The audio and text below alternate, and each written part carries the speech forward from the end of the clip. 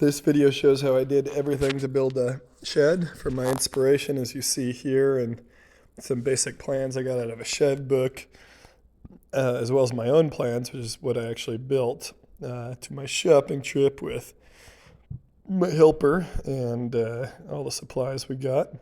Here I'm using my excavator to level out a flat spot to make the shed pad. I have my excavator there, which I got for about $20K 3 years ago, and put a little bit of money into fixing it, but it's been an amazing, wonderful helper on all these projects. Here I'm using a laser level to help me get exactly level in these spots. If you didn't have a laser level, you could just use a 2x4x8 beam with a simple water level on it, and then just do it that way. I actually used that part of the time because sometimes this laser level was not very easy to use. So here you see I've got it all leveled and flattened out. I spread a little bit of gravel down. It took me forever to bring all my tools out, probably about an hour or so, just getting all my tools and everything out to the job site. Everything from the air compressor to run the nail guns to my miter saw, which was very heavy and hard to move. Here you'd see me getting it positioned. You'll also notice that I have those two 4x4 beams in the ground. Those are actually going to be skids. I cut them at an angle on the bottom so I could drag the shed around later. The shed's actually just going to be a temporary pump house shed. So I may use it again later as a chicken coop or something else along those lines. I'm not sure. And here I am unloading all the supplies I got from Home Depot. I got a bunch of T11 that I use for the sidings. I used 3/4 inch treated plywood for the floor, as this is going to be a pump house. That floor might get wet, so I wanted treated plywood. Tons of 2x4s in lengths varying from 8 foot to 10 foot primarily. The 10 footers were used as the rafter spans. Because actually for the rafters I just did 2x4s, which you're allowed to do if it's under like a 12-foot span. And I was only spanning like 7 feet in the direction I was going. Here you can see me cutting all the boards to length that are going to lay crossways across this for the floor. The floor is 1 foot on center, and these are actually 2x6s I'm cutting. I use 2x6s so the floor is nice and stiff. There's no give or bounce in it. You can see right here I laid them all out, nailed them on with my framing gun, went down the other side, nailed it together, then flipped it over and cut off those ends on the 4x4s so that if I pull it around it'll skid and slide. Here I'm attaching it using my little palm nailer. Palm nailers are awesome, by the way. I nailed this 3/4 inch treated plywood board on here. You can see nails every 6 inches on every single beam all the way across it. Rock solid. Now I'm going to do the next one right here. I'm going to use the circular saw to cut off the edge. I'll use the chalk line to snap a line to follow to cut that off. You can see here as well the fasteners I used.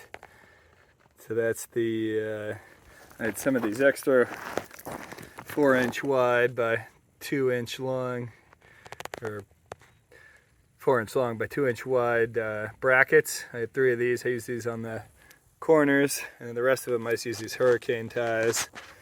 You can see the hurricane ties there. Mainly the goal here is to attach the skids to the shed. So I drag on the skids, the shed will follow. So yeah, and then the floor will obviously be a stand-on, but also provide all the stiffness this way, prevent anything when racking when I'm moving the shed back and forth. I'm finishing up the floor here, nailing it on, then cutting it off with the circular saw. The treated 3/4 inch plywood off the edge, fastening it down, sweeping it nice and clean to get ready for me to build the walls. Here's my little helpers again, helping to build the walls. You can see I'm laying them out. The walls are actually only 2 feet on center, and then I would usually, because there was a 6-foot wall, I'd do one kind of 1.5 foot apart, so it might look a little bit funny with that from the exterior, but you never see it once it's actually built.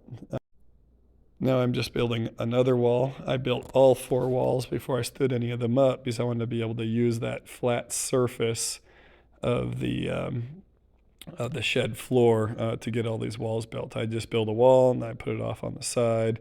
Then I'd build the next wall, put it off on the side. Probably the toughest walls to figure out were these side walls that kind of went at a bit of an angle. You'll see I'm kind of getting all the wood laid out, set up here. I got to get it all cut to the right sizes. You'll see all the walls are flat, which is kind of an interesting choice. I'll explain why. What day is it today?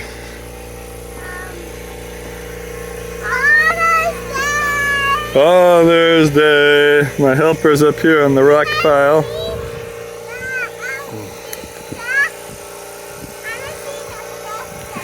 Well, we're doing a video. This is the shed walls. I did slightly off-center framing, so this is a 48-inch gap exactly. It'll be perfect for the sheathing.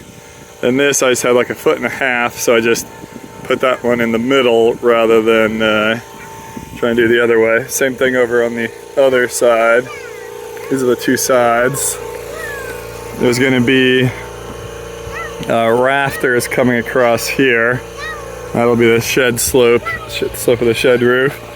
There's a 4-foot wide door opening, which is my preference since it's easy to get stuff in and out.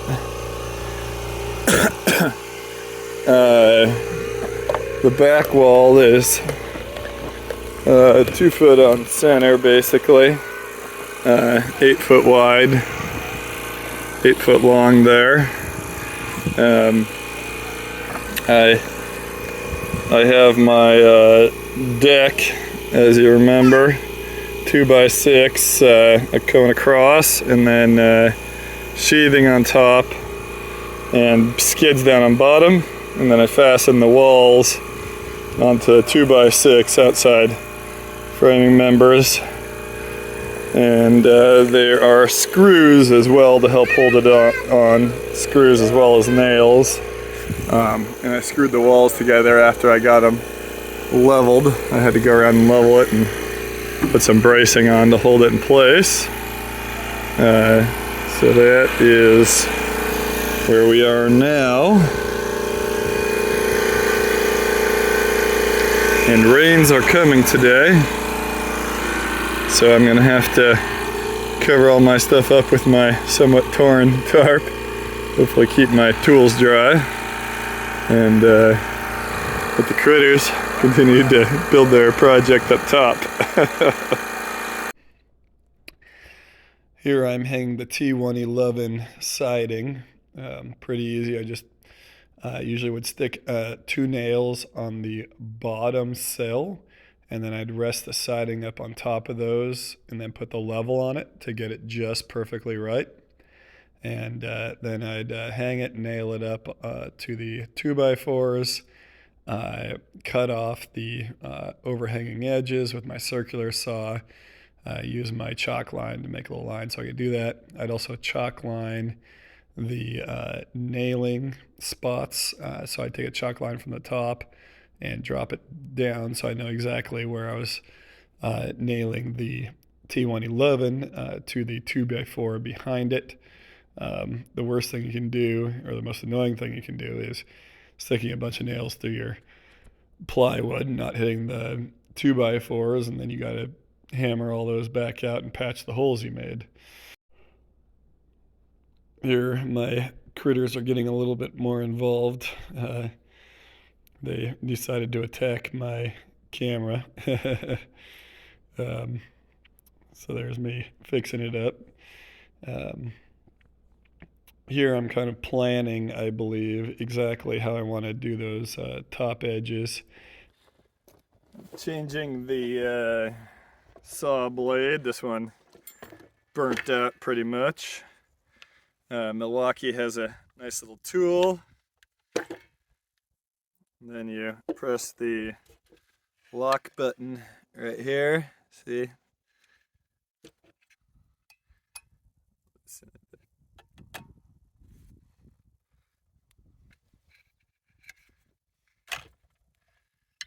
Okay.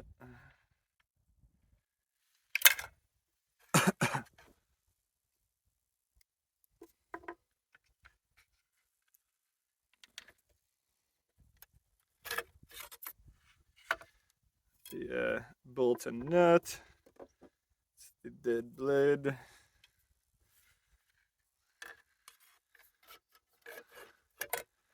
New blade. Nut. Bolt.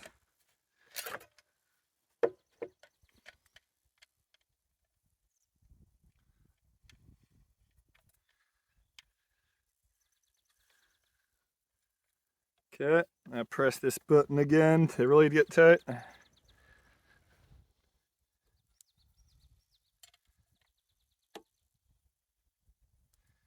Okay.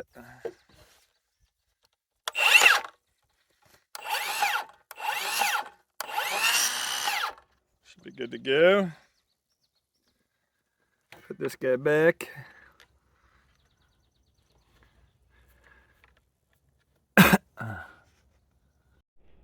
Now I'm back to work on finishing up the siding. I'm cutting off the edges that were overhanging, nailing it all up.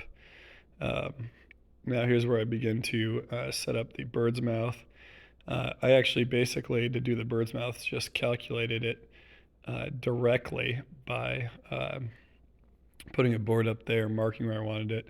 That actually worked pretty well. I just used a framer square to help me make the marks on the board, and then I cut all the boards based off the one template I made, and they all sat on there nice and well with the bird's mouths.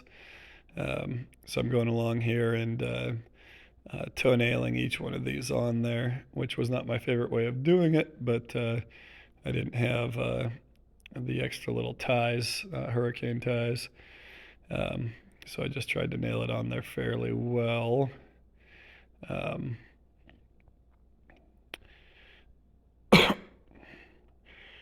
There we go, we got it all on there. And actually they were pretty solid when I was done, just with the toenails that I did. I did a toenail on each side, and then a nail just directly right through the shortest spot of the bird's mouth to get to hang on there. Here I'm coming around and measuring, chalking, and then I'll be cutting off the rafter tails to the length I want. I finished trimming these up. The video got cut off apparently. Just basically use the chalk line, measured each length, and then cut them all down to size. I'm going to put fascia boards on the front and the back and on the side. Need to fill in that little triangle of sky with a little board right there as well. And then we'll move on to sheathing the roof. Just the rafters up there right now. So here's me doing the fascia. I apologize for the camera angle as the camera was blown over by a strong wind. But I'm hanging up the fascia around the edges, which I want to do prior to laying on the sheathing. Okay, so what I'm doing is chalking lines, which you might be able to see. Red lines along where the rafters are, and then nailing down the plywood. This one's not nailed at all over there. That's just sitting there, other than these nails. I need to nail that one up and then cut off the edge with my circular saw, and then I'll have the roof sheathing done. The next step. So I made a mistake in that I didn't calculate in the 5/4 of an inch fascia when I calculated the distances here. So now I have an extra inch of fascia sticking out here. I don't think it's going to be a big deal. I'm just going to attach the shingles and everything, and then a 5-inch drip edge metal deal right over the top, and the water will just run off here. Should not be a problem. The worst part of these building projects for me is loading the roof with shingles. I hate loading the roof with shingles. But first I'm finishing up the fascia here, putting on the drip edge metal, which helps the water stay off the fascia and wash off the edge from the roof, not hit the siding, hopefully. I'm spreading I think it was called Pro Armor, the roofing material. Some people use felt. I use this. My buddy had recommended it. Now I'm going around and putting starter shingle around all the edges, and then actually doing the shingling itself all the way up to the top. And I also have a little more shingles there. It was a very hot day this day I did it, so it was cooking me up there with those hot shingles. You're not really supposed to stand on them when it's hot. I kind of like cosmetically damaged a few of them, but they still will hold off the water, which is what I care about for this project. Here I'm adding up, putting on the corner trim.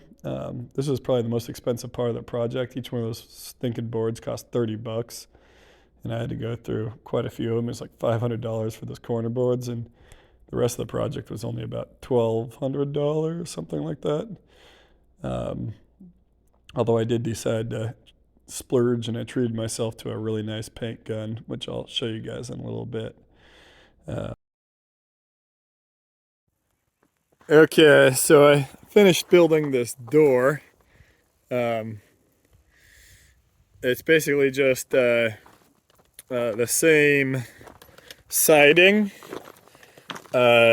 with 2x4 backing around the edges, so I have something to screw into and hold it on. I used a $30 latch and hinge set from Home Depot that worked real great. It comes in a little plastic case altogether. I've built a couple of these now, so I left a little less than 1/8 of an inch gap around the edges. I'd done larger before because I was worried about it not fitting, but then I ended up with big cracks. I'm actually really happy about this door. Swings great. Easy to operate. You can see nice big solid door. And the shed is nearly built. You can see I put the trim around here. If I could change anything about what I've done with this shed, it would be buying cheaper trim. My buddy told me that I should use 5/4 by 6-inch trim for the fascia, but he said actually he uses a different stuff, cheaper stuff for the corner siding, because each one of these boards takes $30, so probably 1/3 to 1/4 of the cost of the whole shed is just the trim, which is kind of ridiculous. And I still need to get pieces for over here. I misjudged. Every corner needs 2 boards, not just 1. So I need 4 more boards to finish the corners, and then the shed is done, and I can begin figuring out a way to trench into here and hook up the water. Probably take the excavator, bring it around the backside, park it right there, reach across, dig this out, bring in the pipe, set up the pressure tank and everything. It should be good to go. I don't really like the way that I did my trim corners. I have these big, huge, ugly gaps. I'm gonna probably take some of my scrap over there and cut out little chunks and nail them in there, and then use wood putty to fill in the gaps and paint over it, and it probably will look fine. Not very pretty though right now. Probably the same thing with little gaps in these areas. Yeah. So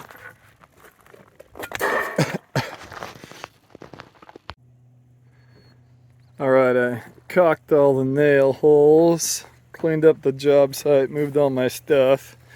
We're going on a little RV trip here shortly. That's the trash pile right there. But cleaned up all the stuff. The shed is basically done. You see expanding foam up there and a little bird blocking as well, which actually I think I blocked off that one hole. And inside of here, I've put it in a single bird hole. This is a Pumphouse shed, so I actually want to try and keep it fairly insulated, but I don't want condensation to build up. I might have to put more holes in later, but we will see. I just have that one for now, and actually I was going to have one on this side, but then I filled the gap on the back side by accident. But there's still enough little cracks and things in it. You can kind of see something up there. There should be enough airflow to let the condensation out. Guess we will see. And but yeah, the shed is basically done.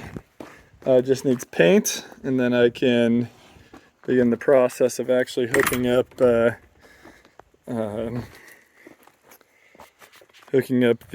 pressure tank and everything in here. I'm probably going to trench this out, and then it will be good to go.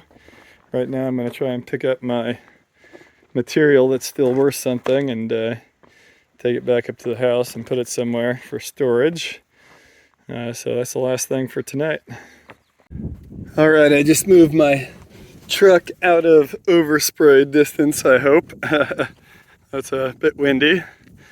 Prep time took probably a couple of hours. And just like getting all this stuff set up, getting my new paint gun running.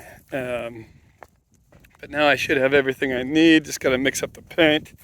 And then the spraying begins with a super powerful Graco, I believe it's a 210 ES. It's the biggest one they sell. Cost $1,000. Got 150 off at Home Depot though. I'm going to start with the interior, and then I'm going to move to the exterior. Once again, this is a temporary Pumphouse shed, so it doesn't have to be perfect, I don't think, but I want it to be decent. Got to make sure my gun is going to be out of the way. It's going to be a little tight. But yeah, about to start. Here I'm getting my personal protection on. I wore little latex gloves, which are nice because they're just disposable and you can swap them out and you're not getting paint all over your hands the whole time. I also wore a respirator and a goggles that basically completely cover your eyes, plus my hat and clothes. So yeah, I painted the interior first, then the exterior. It was incredibly fast compared. All right, this spray gun is a monster. The Graco 210 ES. My lord, that thing's like gone through probably 3 gallons of paint in like 5 minutes or something. It puts out paint like crazy. Look how quick I got all this done in here. Wow. Gun is incredible. Probably gonna need to do a second coat, and I don't have another 5 gallons. So I gotta figure that out. I did 2 sides and the entire interior so fast. So fast. I love this gun. The last Graco gun I had was the X7, and it couldn't pump through the thick paint and had all sorts of clogs and problems. It took me forever to do. This gun is going nuts. My lord. I kind of got paint on myself though. That's what happens when you paint, I guess. Just need to do the door, this side. Hopefully I can stretch my paint far enough. I got to be done and have the gun cleaned out and everything put away for T-ball in like an hour and a half. But I'm gonna whip through the painting part, that's for sure, as long as I don't run out of paint. Wow, I need another 5 gallons. I guess maybe I should do a second coat. I don't know if I should do a second coat. Maybe I'll just try and make it work with this.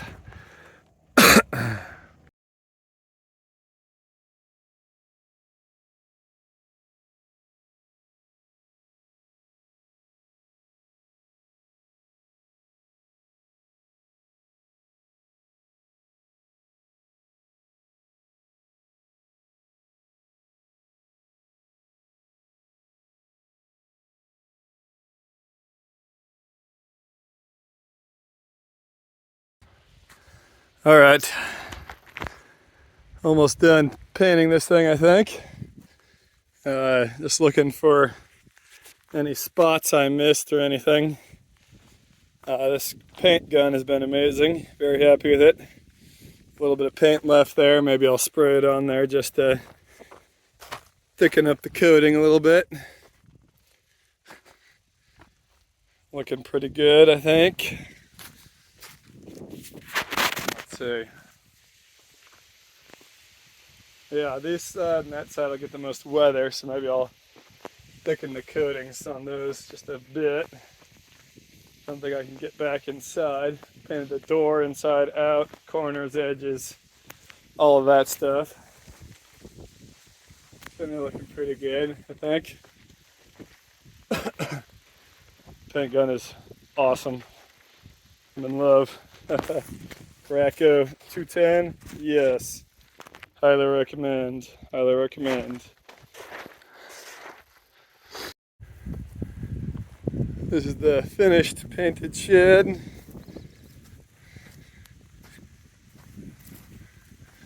Looking good.